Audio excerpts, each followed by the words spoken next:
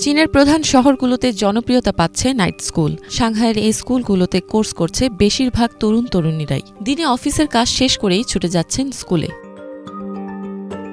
ব্যক্তিগত আগ্রহের জায়গা থেকে স্কুলগুলোতে বিভিন্ন ধরনের কোর্স করানো হয়ে থাকে, যেমন সঙ্গীত, calligraphy, oil painting, coffee art, cake baking, embroidery work এবং মার্শাল আর্ট সহ আরও অনেক কিছু। পোষা প্রাণীদের সাথে কীরকম আচরণ করতে হয় সে সম্পর্কেও কোর্স করিয়ে থাকে এই নাইট স্কুলগুলো।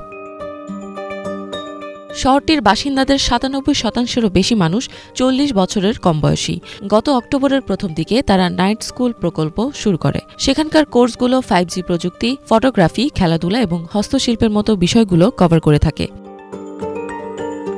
ভবিষ্যতে আরও বেশি কোর্স যোগ করবেন বলে জানান চেং কাইহুই কমিউনিটির ইউথ সেন্টারের ম্যানেজার ঝাং ইং।